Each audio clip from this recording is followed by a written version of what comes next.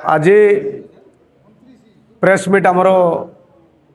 जिला कांग्रेस कमिटीर सभापति नेतृत्व में समस्त कांग्रेस टीम नेतृमंडली आमर भद्रमंडली नेतृत्व में आम प्रेस मीट करूँ एवं यही प्रेस मीट रे समस्त मीडिया बंधु प्रेस मीडिया बंधु एवं इलेक्ट्रॉनिक मीडिया बंधु समस्त को स्वागत जनाऊँ जे आज प्रेस मीट है जे ए सरकार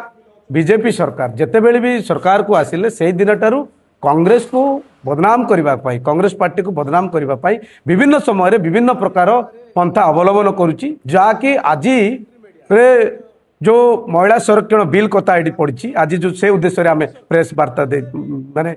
प्रेस मीट करूँ जे 2023 मसीह सर्व भारत में कांग्रेस दल सहित सबु दलर वामपंथी दल सबु दल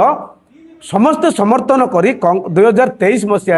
महिला संरक्षण बिल माने बिल को समस्त समर्थन करी बिलटा पारित होता बिलटा पारित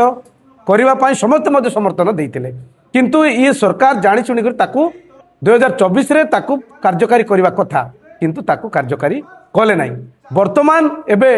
डिलिमिटेशन ना रे आज से बिल को यही बिल को मिसाई जितेबले आज संसद रे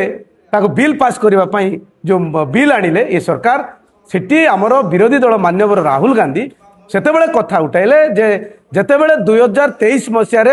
जो महिला संरक्षण बिलटा पारित हो सारी एटा हीन चक्रांत करी गोटे कांग्रेस दल को बदनाम करने ये माने समर्थन करूना बोली भारत वर्ष रे समस्त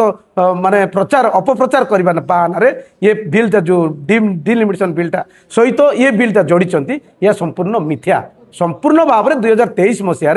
महिला संरक्षण बिलटा पारित हो संसद रे तांको कार्यकारी करना ये सरकार एवं मान्यवर विरोधी दल मान आमर राहुल गांधी जो कहवा कथा अनुसार जे प्रथमे जो डिलिमिटेशन हम प्रथमे जातिभित्तिक जनगणना करा जाऊ एवं सीमा निर्धारण करा जाऊ तापर जाइकरी डिलिमिटेशन करा जाऊ तांकर कहवा उद्देश्य एवं जहाद्वारा कि ये जो जनगणना जदि हुए ताहले निश्चित भाव में डिलिमिटेशन जदि हुए कोटी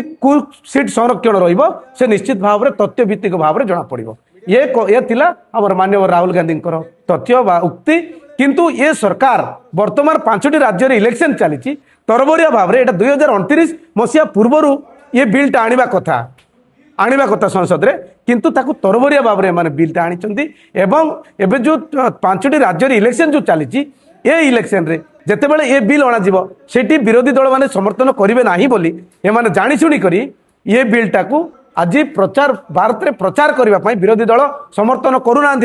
महिला संरक्षण बिल को बोली ये माने मिथ्या प्रचार करुँच संपूर्ण भाव में 2023 मसीह सर्वदल समर्थन देकर ये बिलटा को पास पारित होती लोकसभा किंतु ये सरकार जानी शुणी ए प्रकार आपण मैंने जानी जदि ये सरकार बीजेपी सरकार उपरे जदि महिला मानकर उपरे दरद अच्छी ताले ये सरकार आसला परे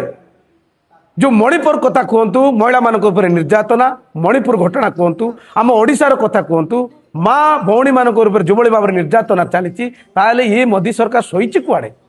एबे कहीं ये मन पड़ा महिला कथा आमे महिला संरक्षण को केबे मध्य विरोध आमर मान्यवर विरोधी दल नेता केबे विरोध करना भी अन्य दल कौन दल विरोध करना संपूर्ण भाव में सहयोग कर समर्थन देइचंती किंतु आकु मिथ्या प्रचार करने गोटे माने